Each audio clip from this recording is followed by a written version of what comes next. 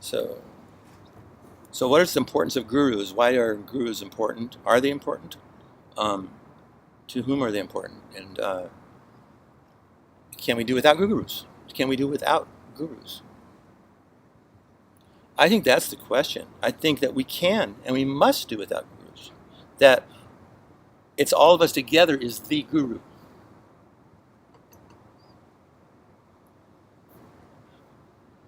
Yeah, I mean,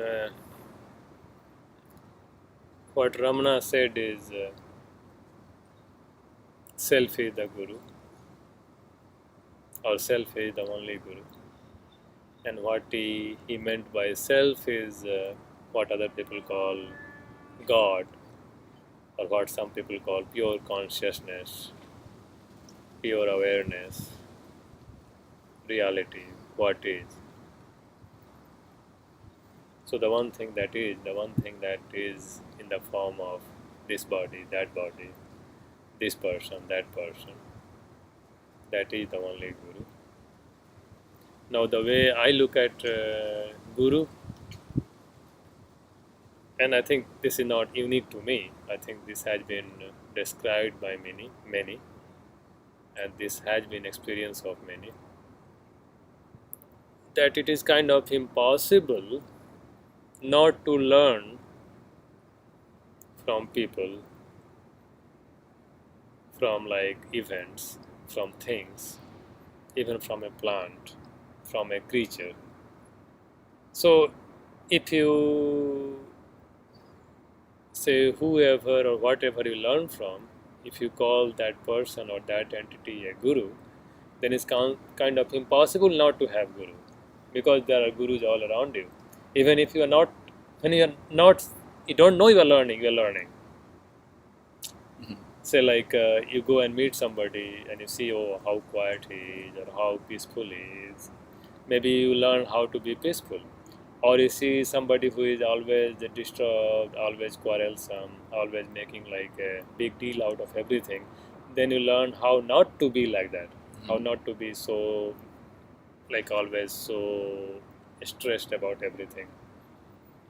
That, in nature, like if early hunter-gatherers, so they look for sources of food, and nature concentrates foods in nuts, for example. It concentrates lots of nutrients in a small place, or in a honeycomb, a lot in a small place. So the hunter-gatherer is looking for those key spaces where they have spots. They have really concentrated good stuff.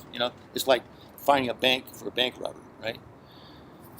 And so this idea that there's this concentrated super source. And so in terms of spiritual learning, I think we can make a guru like the honeycomb. Now, this super source, but I think that's misleading. I think that the real guru is this moment, and and doesn't have a signature. It doesn't, there's nothing that you can seek it out except just to be with it. And um, so the idea that there's something that's higher, better, this is the good stuff. That's the illusion, or at least it's a misguided approach. My opinion. Yeah, I think. Yeah, I mean, I think if you take someone as a guru, as in like as a model or as a specimen, how everything or everybody should be like, Mm-hmm. or how you should be like, I think you are putting both yourself and the guru in a problematic situation. Mm-hmm. Because to become such a specimen, to become such a model, is a prison for the guru also. Say, oh, to become a guru, you have to be like, say, celibate, you have to like, whatever, you have to sleep like 4 hours, or you have to be like vegetarian, or you have to be like, you have to never have any thought of sex, or never have any thought of money, or never have any thought of cars. Then you are creating a prison for him, and you're also creating a prison for yourself. And prison that you are creating for yourself is pretty big and pretty complex. One prison is that guru cannot go beyond this. Your model of guru cannot go beyond this. and then you have created another ideal for you that you cannot go beyond it. So you have created multiple prison for multiple people. I'm thinking about this. The whole notion of guru is almost an encapsulation of the concept of a question, of, of, of a problem or a seeking and a needing or wanting an answer. And one of my favorite quotes is this: "The answer to every question is the questioner." I mean, really, if you take that, I mean, it just turns back into itself. The question is trying to poke out there, but it really has to come right. It's only when it comes back, realize how it emerges from your own, from awareness itself, that its real nature is understood. And I think that apperception, you might call it, that self meta awareness, is the answer. It's not this is the case is the answer. It's that just that awareness. Yeah, I mean, teacher is something different. So say like Albert Einstein told us about theory of relativity, or E equal mc square, and that's awesome. We all respect him for that. Mm-hmm. But we do not try to emulate him. We do not try to become like Albert Einstein in every possible way. We also laugh on some of his idiosyncrasies, some of say foolish thing that he had done. Isaac Newton came out with many good, gravity, action, reaction, 3 laws, and he lost a lot of money in the stock market. So we do not try to make Isaac Newton into an ideal person that I have to become like. We respect him greatly, but we do not say that every person has to become like that, or I have to become like that. And we do not create a role for him. We do not say, Isaac Newton, no smoking, no drinking, not sleeping with women. We let Isaac Newton be Isaac Newton. We let ourselves be ourselves. And whatever is there to learn from him, we learn. So I think if we keep that kind of model, then the relationship is basically productive, healthy, effective. This is a curiosity asking you, but and you've done these awesome, I think, wonderful imitations of Osho.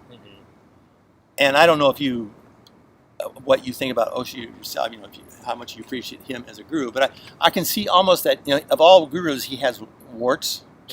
He has the most human kind of messiness. Almost makes him more approachable, maybe, for you. Is that right?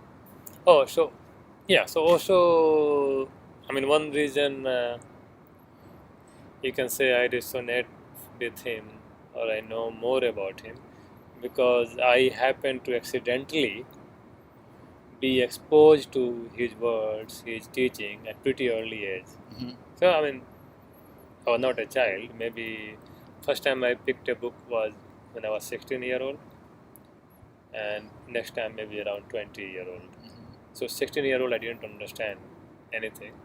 At 20-year-old I started understanding it. So some of the things that he taught, or at least I remember, one thing is that question everything, believe nothing,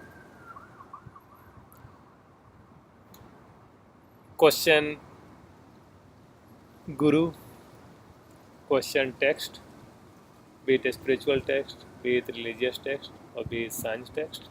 Question it no matter who said it, when he said it or she said it, and question even your assumption, question your thoughts, question your assumption, question what you think is true, and inquire, analyze, and decide for yourself. It is better to be wrong by yourself than right in company. Yeah. So that was one of his core teaching, and that appealed to me a lot. So that was one thing. Second thing that he taught that I remember very well was that it doesn't matter what you are doing. What matters is how you are doing it, how present you are, how conscious you are, what kind of consciousness, what kind of awareness you are putting into it. Are you into it with your body, with your mind, with your presence, with your focus? Or are I doing it physically and your mind is somewhere else? You are thinking something else. Mhm. So those are the things. And third thing was, which I think was key, was when you look at anything, when you perceive anything, hear anything, hear it, see it, look at it, as if this is the first time you are looking at it, first time you are looking at anything, as if you have got the vision for the first time. Don't see this rose flower and don't try to compare it with like thousand other rose flowers that you have seen. Don't bring your science book into it. Don't bring its scientific name. Don't bring all your thoughts about how rose should look like, what is the origin of rose. Just look at it. Just perceive it its completeness. Just give it its full attention for a second, for fraction of second, for tiny amount of time. But just this moment is just whatever you are looking at and you. That's it. Be it moon, be it rose flower, be it a bird, be it anything. Be it your lover, be it your wife, be it your child. Just for this moment, that's the only thing that exists. That inspires me to go into something here. So when you're saying, just be with that flower, just or whatever it is that you're right now. So what comes to me on that one is, I'm here right now. Okay. Now, if I have an overlay of concerns that's driving me, and that's taking me from being here now. Somehow that overlay is not integrated, I guess. And actually, I'm already right here now. It's just that I need to let go of this noise I'm creating. So it's not like I can try to really look at that object and to really experience the sensation of it, or the sensation of looking at it. It's that I'm always, that primal awareness is always there. It's just coming to let that be enough.